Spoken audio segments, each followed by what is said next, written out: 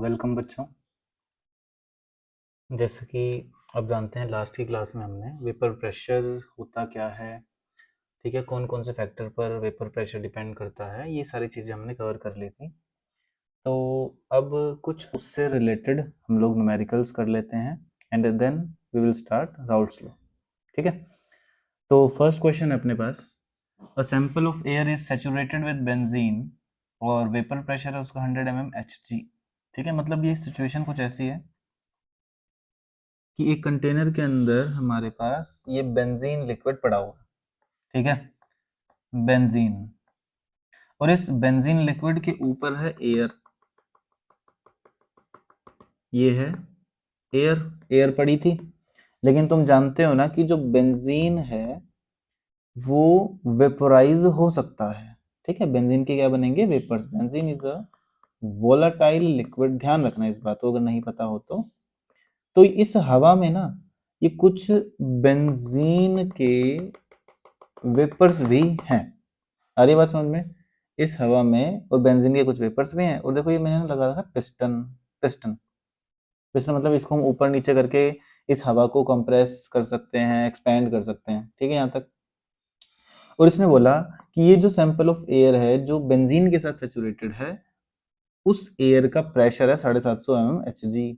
मतलब यहाँ पे जो प्रेशर है ना टोटल, वो है 750 mmHg। अब इसमें जो प्रेशर है 750, उसमें एक तो है vapour pressure of benzene, benzene का वेपर प्रेशर होगा, और इसमें क्या होगा? Pressure of gases present in air. दूसरा, जो हवा में गैसेस प्रेजेंट होगी उनका प्रेशर, है ना? तो कितना vapour pressure of benzene given है? कितना? 100 mmHg। तो ये अगर 100 mmHg है तो गैसेस का प्रेशर जो एयर में प्रेजेंट है वो कितना होगा बताओ? 650 mmHg। टोटल 750 है। ठीक है यहाँ तक। अब इसके बाद अगर मैं बात करूं, हमने फिर क्वेश्चन में क्या करा है कि हमने आइसोथर्मली कांस्टेंट टेम्परेचर पे सिस्टम को हमने कंप्रेस कर दिया to 1/3 of its initial volume. ठीक है, देखो हमने इसमें क्या करा, मान लो इसकी जो भी वॉल्यूम थी तो मैंने इसको कंप्रेस कर दिया। बेंजीन तो चलो इतना ही है, लेकिन अभी पिस्टन पहले ऊपर था ना, ये मान लो पिस्टन आ गया यहाँ, देखो कितना नीचे आ गया। ठीक है, हमने कांस्टेंट टेम्परेचर पर कंप्रेशन कर दिया। अब मुझे ये बताओ, क्या vapour pressure of benzene change होगा क्या फाइनली? अबे बेंजीन का वेपर प्रेशर चेंज होगा क्या? नहीं, क्योंकि वेपर प्रेशर तो किस पे डिपेंड करता है? सिर्फ टेम्परेचर पे। वो तो उतना ही रहेगा, लेकिन अंदर जो गैसेस हैं उनका प्रेशर चेंज हो जाएगा।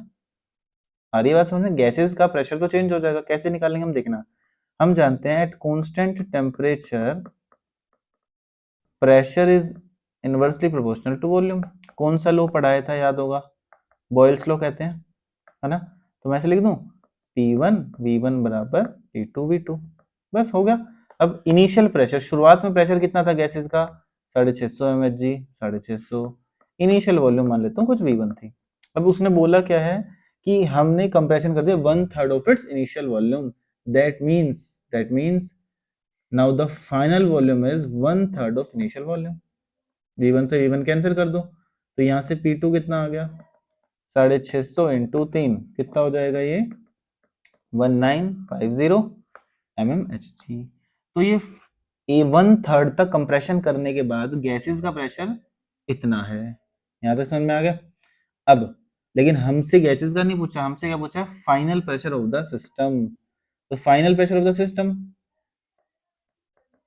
Final pressure of the system कितना आ जाएगा? ये फाइनल गैसेस का प्रेशर इतना है, वेपर प्रेशर तो जो पहले था उतना बाद में रहेगा, तो टोटल प्रेशर कितना आ गया फाइनल? 2000 mm, 2050 mm Hg। बहुत अच्छा क्वेश्चन है ये, मेंस लेवल का। और नीट का अगर टफ पार्ट आता है, नीट का कभी टफ क्वेश्चन आता है तो इस तरीके से चीजें आपसे पूछ सकता है। क्लियर है? ठीक है, इसको अगर जिसे नहीं समझ आए हो पहली बारी में तो एक बार पॉज कर कर आराम से समझना। फिर भी नहीं समझ में आए तो एक बार कमेंट कर देना, मैं एक बार फिर से एक्सप्लेन कर दूंगा नेक्स्ट क्लास में। ठीक है, चलिए। अब नेक्स्ट, अब जो मैंने अभी पिछला क्वेश्चन पढ़ा है ना, उसी से रिलेटेड ये वाला क्वेश्चन है, तो प्लीज आप लोग इसे सोल्व करिएगा और इसका आंसर मुझे कमेंट में बताना, ठीक है। अब एक और क्वेश्चन हम लेंगे, फिर हम चलेंगे राउल्ट्स लॉ पे। तो अब नेक्स्ट क्वेश्चन देखना, बहुत अच्छा क्वेश्चन है, नरेंद्र अवस्थी नाम की एक बुक है, उसका क्वेश्चन है ये। क्या है कि अ सैंपल ऑफ लिक्विड वाटर जिसका मास है 18 ग्राम is injected into an evacuated 7.6 litre flask. देखो ये अपने पास एक 7.6 लीटर का फ्लास्क है, मतलब कंटेनर है, और इसमें हमने 18 ग्राम पानी डाल दिया। ये रहा देखो 18 ग्राम पानी मान लेते हैं, 18 ग्राम पानी, 18 ग्राम मतलब कितना, 18 ml ही हो गया ना। तो तुम्हें दिख रहा है कि पानी के कंपैरिजन में इस कंटेनर की वॉल्यूम बहुत ज्यादा है ना। अब क्या होगा, इफ इसने बोला है, और टेम्परेचर भी कितना दे रखा है 27 डिग्री सेल्सियस, मतलब कितना केल्विन, 300 केल्विन। इसने बोला अगर अगर पानी का वेपर प्रेशर कितना है, 24.63 mmHg है, वेपर प्रेशर ऑफ पानी वो है 24.63 mmHg।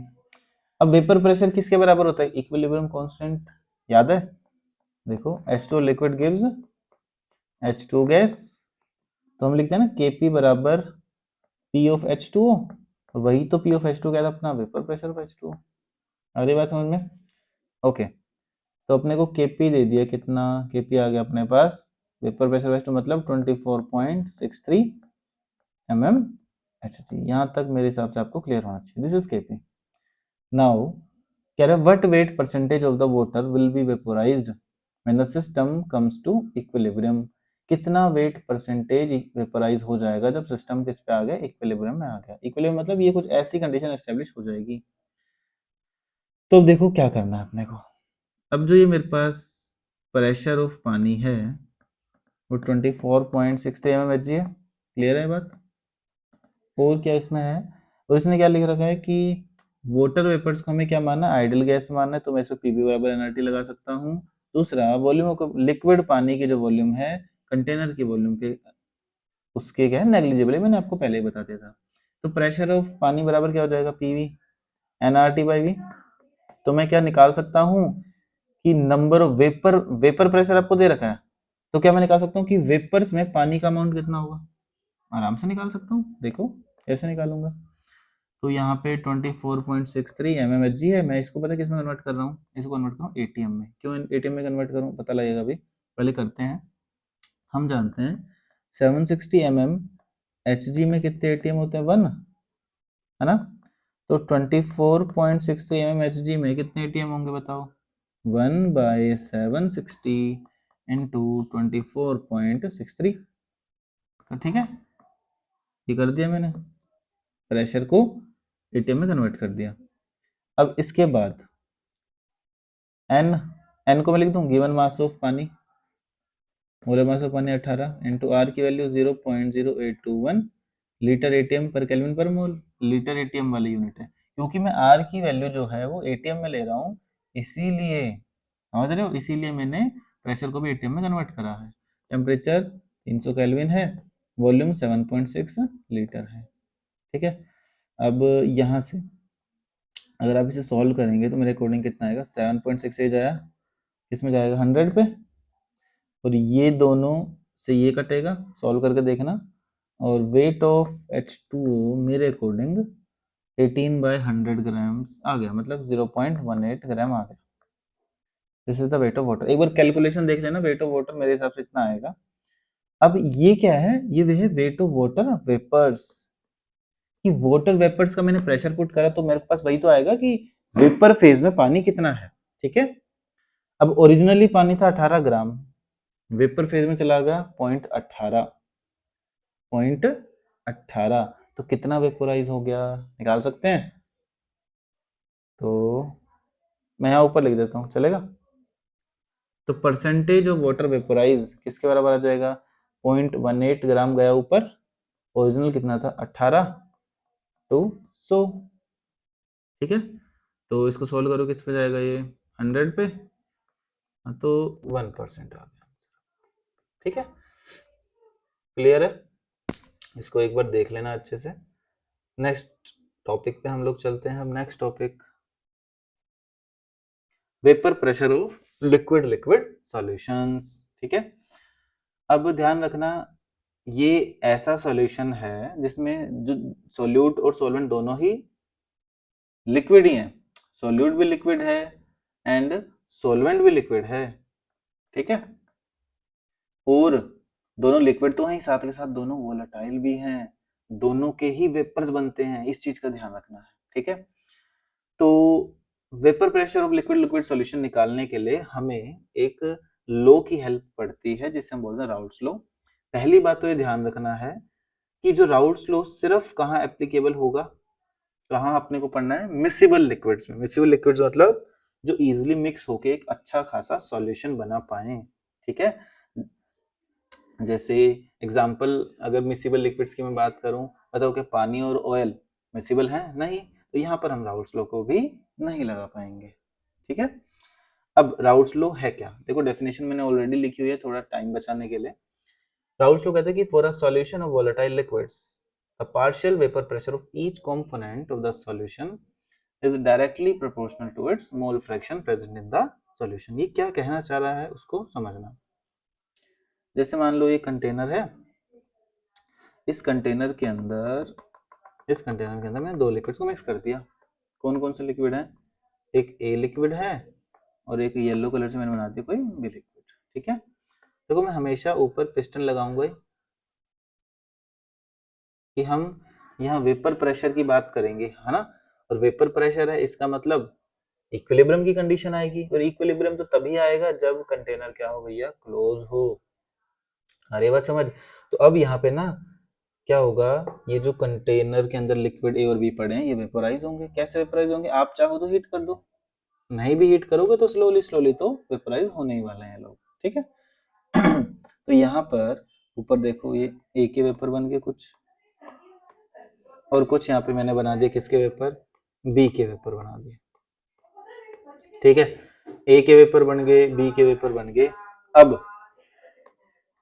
अब यहाँ पर क्या राउल्ट्स लॉ क्या कहता है कि ये जो ऊपर वेपर्स बने हैं ना, ये जो ऊपर ए और बी के वेपर्स बने हैं, अब ये क्या करेंगे, ये प्रेशर भी तो जनरेट करेंगे, आपस में भी कोलाइड करेंगे, कंटेनर की वॉल से भी कोलाइड करेंगे और लिक्विड के सरफेस से भी कोलाइड करेंगे, और जो प्रेशर जनरेट होगा उसी को मैं क्या बोलता हूँ, वेपर प्रेशर कहता हूँ। ठीक है, तो राउल्ट्स लॉ कह रहा है कि ऊपर जैसे रेड वाला ना ए है ना, कह रहे ये जो ऊपर, अब मुझे पहले बताओ ऊपर जो टोटल प्रेशर अगर मैं लिखूं, टोटल प्रेशर क्या होगा बताओ, टोटल प्रेशर क्या होगा ऊपर, ये जो है ना जो वेपर्स लगा रहे हैं वो किसके बराबर होगा, ये होगा प्रेशर ऑफ ए के वेपर्स कितना प्रेशर लगा रहे हैं प्लस प्रेशर ऑफ बी।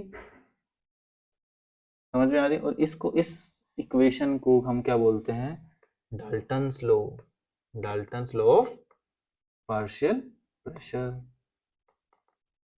यही तो था, याद करो Dalton's law of partial pressure क्या था कि for a mixture of non reacting gases A and B जो वेपर्स बने आपस में रिएक्ट नहीं कर रहे, तो जो टोटल प्रेशर होगा वो किसके इक्वल होगा, partial pressure of A plus partial pressure of B. यही तो था डाल्टन्स लॉ। अब मैं यहाँ पे लगाऊंगा राउल्ट्स लॉ। राउल्ट्स लॉ कहता है कि देखना statement, the partial vapour pressure of each component, that means मान लेता हूँ ए और ऐसे ही लिख देता हूँ यहाँ पे बी, जो partial pressure of each component is directly proportional to mole fraction of that component present in the solution. तो मतलब P is directly proportional to X से होगा और P भी क्या होगा, directly proportional to X B। अब ये X से X B क्या है ध्यान रखना, दिस X से is mole fraction of A in the solution, solution के अंदर कितना है ये, और XB क्या होगा, mole fraction of B in the solution के अंदर B कितना है। आ रही है बात समझ में? तो अब मैं इसको थोड़ा सा ओपन करूं तो पी को मैं क्या लिख सकता हूं, एक कांस्टेंट आएगा है ना, जिसको मैं क्या लिखूंगा, P naught A into X P. आ रही बात समझ में? ऐसे ही, सॉरी एक्स बी को लिख दिया एक्स ए, ऐसे इसको मैं क्या लिख दूंगा, पी बी बराबर पी नॉट ए इंटू में, अरे क्या लिख रहा हूँ मैं, दिमाग चल गया आज तो मेरा, ऐसा लग रहा है, पी बी बराबर P naught B into X B. ठीक है, ये कई बार दिमाग ज़्यादा चल जाता है मेरा। चलो अब यहाँ पे पी नोट ए क्या है? What is this P naught A and this P naught B? P naught A क्या है? Vapour pressure of pure liquid A, और पी नोट बी क्या हो जाएगा? Vapour pressure of pure liquid B. ठीक है, अब सबसे पहले तो ये P naught A and P naught B और पी ए पी बी में रिलेशन क्या है, बिल्कुल बेसिक समझ लेते हैं। देखना, ध्यान से समझना। देखो, अगर मैं यहाँ पे मैंने एक रख दिया प्योर लिक्विड, ठीक है, ये मैंने रखा हुआ है प्योर लिक्विड, मान लेता हूँ this pure liquid is a, ठीक है। अब सिर्फ प्योर है तो अब इसके बढ़िया से क्या बनेंगे? वेपर्स बन रहे हैं, बन गए वेपर्स किसके? ए के। अब ये कुछ प्रेशर लगाएंगे, है ना, जिसको हम बोल रहे हैं partial pressure of A, P naught A मान लेता हूँ मैं इसको, कह रहा हूँ ये प्रेशर जो लगा रहा हूँ उसे बोल रहे हैं पी नोट ए। अब तुमने ना इस ए में अंदर बी डाल दिया, बी डाल दिया। अब बी पता क्या करेगा? अब बी ए को बाहर जाने से रोकेगा, से रोकेगा। अरे ए पहले अपना प्योर पड़ा हुआ था, बी आया नया नया, वो ए के साथ क्या करने की कोशिश करेगा? इंटरेक्शंस, अट्रैक्शन, और उसे दिख रहा है बी तो ए तो बाहर जा रहा है, तो वो उस ए को रोकेगा बाहर जाने से। और अगर बी ने ए को बाहर जाने से रोका तो क्या हुआ? ए के जो वेपर्स बनेंगे वो कम बनेंगे, कम बनेंगे, है ना। ए के वेपर्स क्या बनेंगे? कम। आ रही बात समझ में? और इसीलिए तो मैं कह रहा हूं कि मिक्सचर में जब तुमने एक ए के अंदर बी डाल दिया तो जो ए अपना प्रेशर लगा रहा है पीए, वो जो पहले जो लगा रहा था ना प्योर वाले से, उससे क्या होगा? हमेशा कम। आ रही बात समझ में? पी नोट ए क्या है? जब प्योर ए था तब उसका प्रेशर क्या था? दिस इज पी नोट ए। जब तुमने उसमें कुछ मिला दिया तब ए का जो वेपर प्रेशर है उससे हम कह रहे हैं पी ए, और तुम समझ गए हो P is less than P naught A. Similarly PB क्या होगा? Less than P naught B. ये चीज क्लियर है? तो अब मैं पी ए और पीबी की वैल्यू को, ये जो अपने पास इक्वेशन है ना ये वाली, डाल्टन्स लॉ वाली, इसमें पुट कर देता हूँ, है ना, कर दो पुट। तो क्या आ जाएगा? पी एस बराबर, पी ए को लिख दिया मैंने पी नोट एक्स से, इसको लिख दिया मैंने P naught B X B, है ना। ये आ गया अपने पास इक्वेशन। यहाँ पे आप जानते हो कि x से क्या है? x is number of moles of A upon number of moles of A plus number of moles of B। Exam में हो सकता है ना आपको डायरेक्ट मोल फ्रैक्शन दे दे, ठीक है, हो सकता है नंबर ऑफ मोल्स दे दे, हो सकता है दोनों में से क्या दे दे पता है? वेट दे दे। तो वेट के टर्म्स में क्या लिखूंगा? WA by molar mass of A upon WA by molar mass of A plus WB by molar mass of B। ठीक है, मैं ये बता रहा हूँ कि XA और XB डायरेक्ट दे दें तो डायरेक्ट पुट कर दो, नंबर ऑफ मोल्स दे दे तो पहले नंबर ऑफ मोल से मोल फ्रैक्शन ऑफ ए निकालो इस फॉर्मूले से, फिर पुट कर दो। अगर कई बार वेट दे देते तो वेट निकाल के पुट कर दो, ठीक है। अब इसमें ना कई बार कैसा क्वेश्चन आता है, ठीक है, वो समझाऊंगा। पहले मैं कुछ एक बार रिजल्ट डिराइव करवा दूं। जैसे अगर मैं इफ क्या करता हूँ, एक्स को लिख दूं 1 माइनस एक्स बी, एक्स को लिख सकता हूँ 1 माइनस एक्स बी, पता है ना कि टोटल मोल फ्रैक्शन 1 होता है, x A plus x B बराबर 1, तो अब एक्स को लिख सकते हो 1 minus X B, similarly X B को लिख सकते हो 1 माइनस एक्स ए। तो मैं लिख देता हूँ तो पी एस बराबर पी नोट ए रहेगा, एक्स ए को लिख दिया मैंने 1 minus X B plus P naught B का पी नोट बी पड़े रहने दो, इसको लिख दो एक्स बी। तो पी एस बराबर क्या आ जाएगा बताओ? P naught A minus P naught A X B plus P naught B X B, ठीक है। तो पी एस बराबर क्या आ गया? इनमें से कॉमन कुछ आ रहा है? मेरा कॉमन आया इसमें, पी नोट ए तो बाहर रख दूं, एक्स बी कॉमन आ गया, अंदर क्या बचेगा? P naught B minus P naught A, ये आ गया। अब इसको फर्दर सोल्व करना है, कैसे सोल्व करूं मैं इसे? लिखूं P S minus P naught A upon में P naught B minus P naught A बराबर एक्स बी।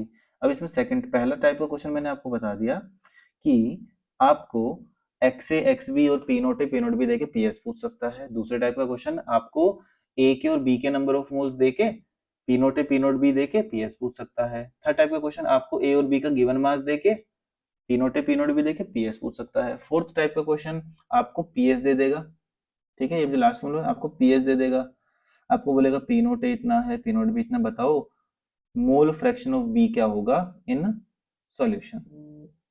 आई बात समझ में, मोल fraction of be in solution पूछ सकता है। सिमिलरली डायरेक्ट इस फॉर्मूले को अप्लाई करो, खत्म हो जाएगा। दूसरा, इफ अगर मैं एक्स बी को लिख दूं 1 - x है, तो बताओ बताओ क्या इक्वेशन आएगी। जैसे हमने लेफ्ट साइड करा ना वैसे ही कर दो इसे सॉल्व। तो मैं तो डायरेक्ट रिजल्ट लिख देता हूँ।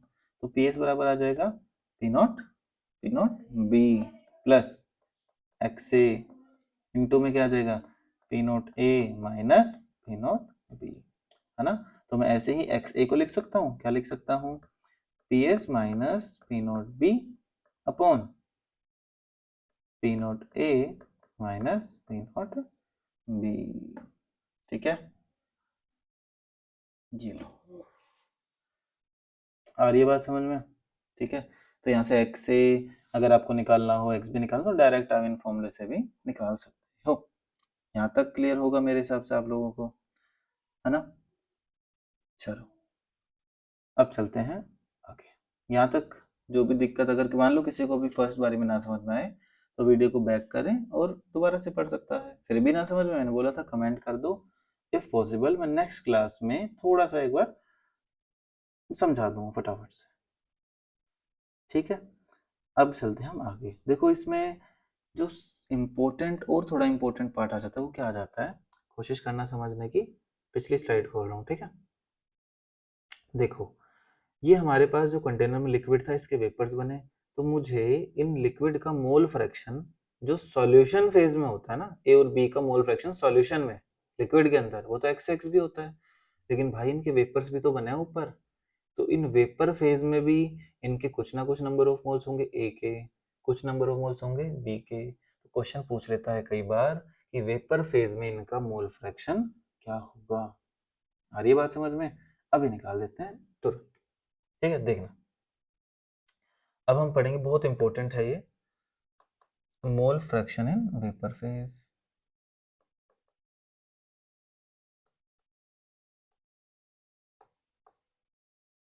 ठीक है, देखो mole fraction in vapour phase, तो मैं वाई ए को मान लेता हूं mole fraction in vapour phase, vapour phase किसका, ए का। ऐसी वाई बी क्या होगा, mole fraction in vapour phase of B. यहां तक क्लियर है।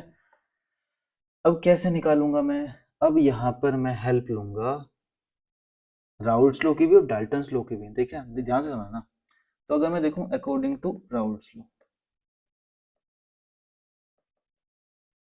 वो तो आप जानते हो क्या होता है, पता है, पी ए बराबर P naught A X A, और मैं यहीं पे लिख देता हूँ ऐसे P naught B, sorry P B बराबर P naught B X B. ये तो मैंने चलो राउल्ट्स लॉ के अकॉर्डिंग दोनों इक्वेशंस लिख दी।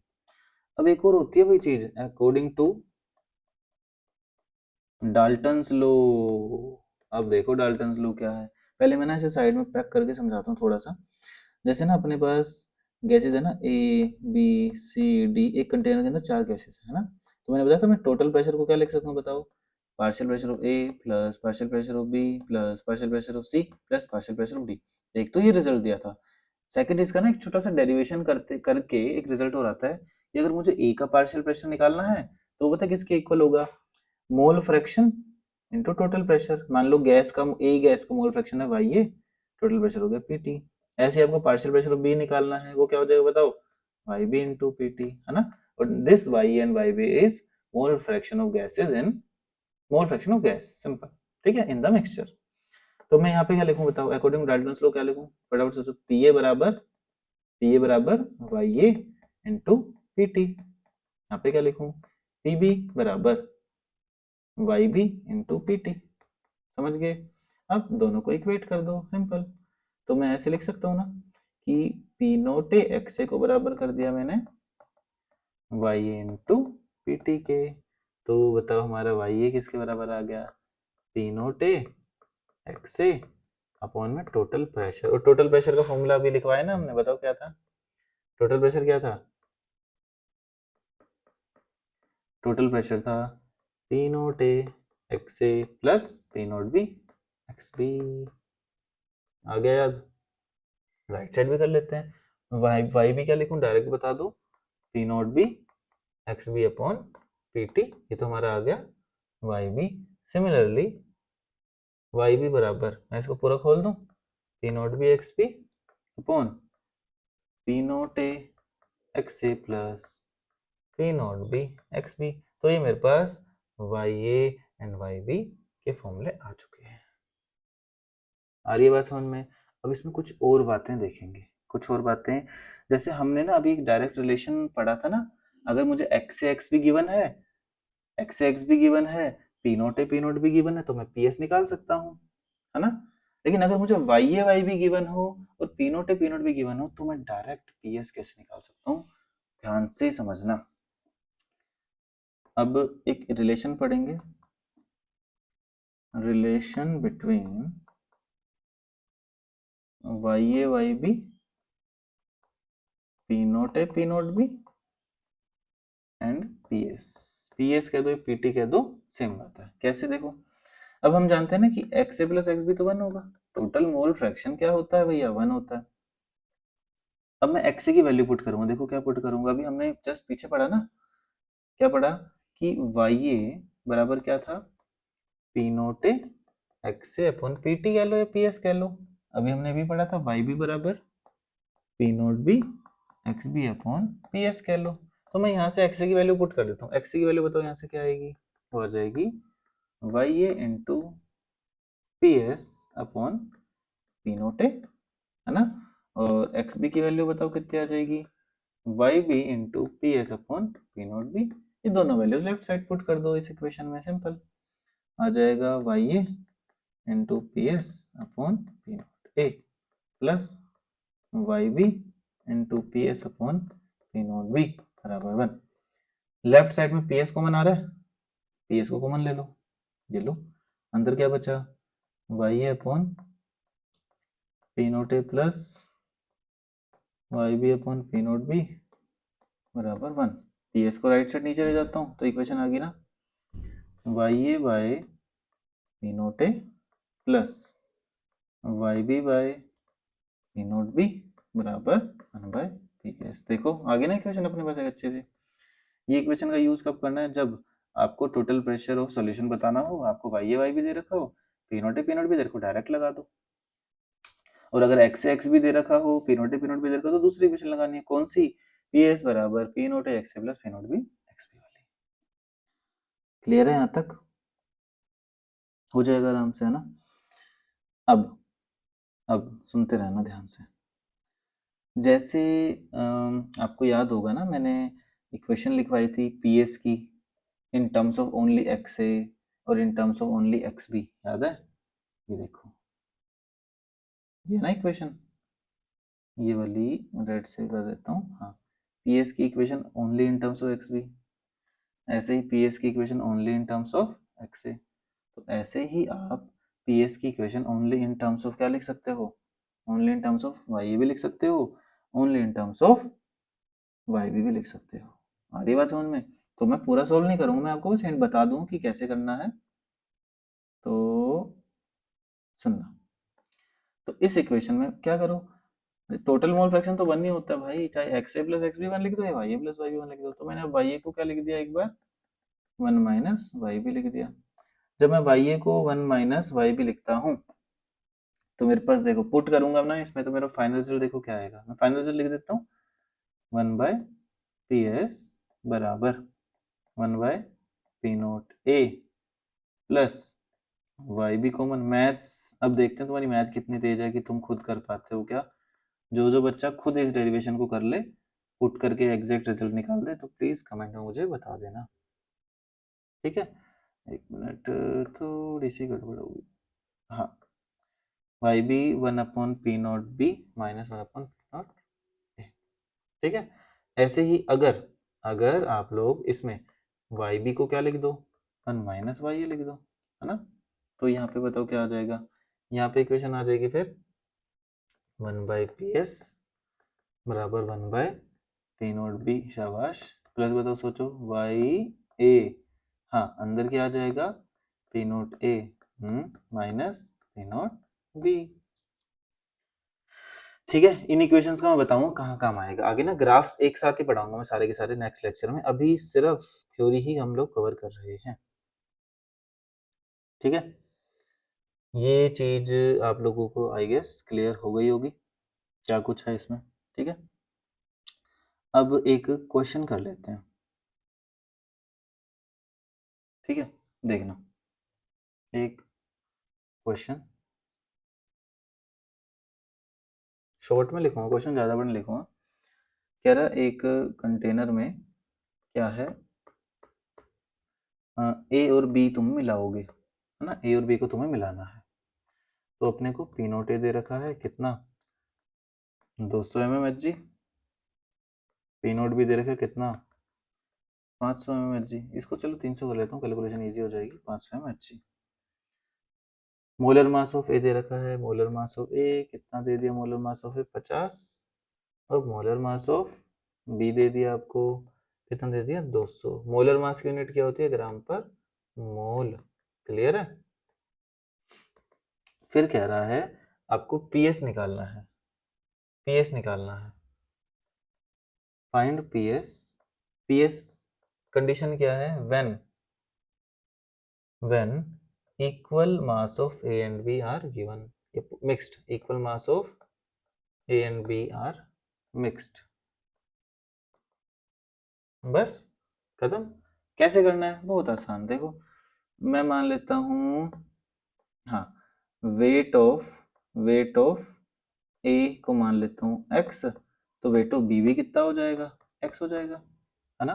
तो अब पी एस बराबर पी नोट ए। अभी देखो मैंने थोड़ी देर पहले फॉर्मूला लिखा था कि अगर दोनों का वेट गिवन हो तब हम कैसे निकालेंगे, याद है। अभी दिखाता हूँ, रुको, ये रहा फॉर्मूला देखो। तब हम मोल फ्रैक्शन को क्या लिखेंगे, नीचे वाला लगाएंगे, मतलब given mass of A upon molar mass of A, ये वाला फॉर्मूला समझ गए। तो पुट कर देते हैं, तो P S P naught A, mole fraction of A क्या होगा, given mass of A molar mass of A upon given mass of A molar mass of A plus X upon 200, है ना, into P naught B into X upon, बताओ क्या आएगा 200, यहाँ पे into भी लिख दिया। यहाँ पे तो किसका साइन आएगा बताओ आप लोग, प्लस का। ये लो, अब x upon 200 upon x plus 200 plus x upon 50, इसको आप लोगों को सोल्व करना है। ठीक है, सोल्व कर लेना एक बार, और इसका जो आंसर आ जाएगा, सोल्व तो कर ही लोगे, मैथ्स तक खतरनाक है आप लोगों का, 340 mmHg आ जाएगा। किसी का अगर कुछ और आंसर आ रहा हो तो बताना, फिर से नेक्स्ट क्लास में इसको डिस्कस कर लेंगे। सेकेंड पार्ट में कह रहा है इस बार मास बराबर नहीं है, इस बार बोल रहा है क्वेश्चन कि equal mole of A and B are present, equal mole of A and B are taken. हमने इस बार क्या लिए, दोनों के इक्वल इक्वल मोल्स ले लिए। जब हमने इन दोनों के इक्वल इक्वल मोल ले लिए तो अब क्या करेंगे देखना। तो पी एस बराबर P naught A X A plus P naught B X B. अब अगर मोल गिवन हो, मैं लेट कर लेता हूँ, let number of moles of A भी एक्स हो गए तो बी भी एक्स हो जाएंगे। अब एक्स ए को मैं क्या लिखूं बताओ, एक्स ए को मैं लिखूंगा number of moles of A which is X upon में number of moles of A plus B. ऐसे यहाँ पर भी क्या आ जाएगा, P naught B into X upon X plus X. समझ में आ रहा है, इसको सोल्व कर लेना, X upon X plus X, तो X by 2x, P naught A की वैल्यू पुट करनी है आप लोगों को, तो इधर तो आएगा 1/2 प्लस पी नोट बी की वैल्यू पुट करनी है आप लोगों को, यहाँ भी आएगा 1/2। तो इसको जब आप सोल्व करेंगे तो आपका आंसर आ जाएगा, और अप्रोक्सीमेटली सोल्व करोगे तो आंसर आ जाएगा आपका 400 mmHg। फिर से कह रहा हूँ, अगर नहीं आएगा तो प्लीज कमेंट में मुझे बता देना, मैं नेक्स्ट क्लास में देख लूंगा एक बार। यहाँ तक क्लियर है, ठीक है। यहाँ तक मेरे हिसाब से किसी को कोई समस्या नहीं होनी चाहिए। अब ना मैं एक टाइप का क्वेश्चन और करवा देता हूँ, एक टाइप का क्वेश्चन और करा देता हूँ। हाँ, कलर चेंज करते हैं। क्वेश्चन कुछ ऐसा है, देखना। मान लो क्वेश्चन में बोल दे कि PS बराबर दे दिया इन्होंने 120 प्लस, और यहाँ लिख दिया सपोज 240 इंटू में XB, ऐसा लिख दिया, ठीक है। मैंने ऐसे ही रैंडम डाटा लिख दिया और पूछ रहा है कि find P not A and P not B। कैसे करोगे इसे, कुछ और तो गिवन ही नहीं है, और कोई गिवन ही नहीं है। अब आपको पता है कि हमने ना PS और XB में एक रिलेशन पढ़ा था अभी, याद है? अभी दिखाता हूँ, ये है, ये रहा। क्या है, देखो, PS बराबर P note A plus XB into P note B minus P note A। देखो लिख देता हूँ, PS बराबर P note B, sorry P note A plus XB into P note B minus P note A। समझ गए? ठीक है, check कर रहा था मैं कहीं मैंने गलत ना लिख दिया हो। तो ये लो। अब ना इन दोनों इक्वेशन को कंपेयर करके देखो जरा। तो XB के साथ क्या है, 240, मतलब P note B minus P note A बराबर 240 गिवन है। अब ये P नोट A की जगह क्या लिखा हुआ है, 120, that means P note A बराबर है 120, ठीक है। तो P नोट B की वैल्यू कितनी आ जाएगी, P नोट B की वैल्यू आ जाएगी आपकी 240 प्लस 120 कितना हुआ, 360। 360 जो भी प्रेशर की यूनिट होगी उसमें से आप आंसर अपना निकाल सकते हैं। समझ में आया? इस तरीके के क्वेश्चन भी कर सकते हैं आप लोग, है ना? ठीक है, नेक्स्ट करें। नेक्स्ट, जैसे ये तो हमने इस इक्वेशन से करा है, अगर मान लो मैं इस इक्वेशन से एक क्वेश्चन दूं, ये वाली इक्वेशन से, ये वाली से, जैसे अगर आ जाए, भी बताता हूँ, कुछ भी मैं ऐसे रैंडम डाटा ही अपने हिसाब से सोच रहा हूँ, ठीक है। मान लो इक्वेशन आ जाए 1/PS बराबर 1/200 प्लस YB इंटू में क्या लिख दें, अपॉन में 400, ठीक है। अब आपको क्या करना है, अब आपको इक्वेशन देखो भाई, PS और YB में रिलेशन पढ़ा होगा तुमने, कहाँ गया, ये रहा, है ना। इस इक्वेशन को लिखो, 1/PS बराबर, ये आ जाएगा 1/, ये क्वेश्चन दे दिया मैंने आपको। अगेन इस क्वेश्चन में क्या फाइंड आउट करना है, P note A and P note B। तो वैसे मेरे हिसाब से आप लोग समझदार हैं, तो चलो मैं सोल्व नहीं करता, आप खुद इस इक्वेशन को उससे कंपेयर करके कमेंट में P note A and P note B बताना मुझे, ठीक है। तो देखो यहाँ पर मैंने क्या करा, जितने भी जो न्यूमेरिकल्स वाला पार्ट है उसको कवर कर दिया है, ठीक है। अब इसमें और किस टाइप के क्वेश्चंस आपसे पूछ सकता है, और किस टाइप के क्वेश्चन पूछ सकता है, जैसे थोड़ा सा जेई पे फोकस करते हैं इसमें, और कुछ एडवांस से रिलेटेड भी चीजें कर लेते हैं, ठीक है। मान लो आपसे क्वेश्चन बोले कि आपको क्या करना है, 1/XA वर्सेस 1/YA का ग्राफ बनाना है, ऐसा बोल दे, ठीक है। ग्राफ बनाओ और इस ग्राफ का स्लोप फाइंड आउट करो और इस ग्राफ का इंटरसेप्ट फाइंड आउट करो, ऐसा क्वेश्चन आ जाए अगर, तो फिर अब अपने को क्या करना है, अब अपने को सबसे पहला एक रिलेशन ढूंढना है जिसमें एक्स ए भी आ जाए, वाई ए भी आ जाए, है ना।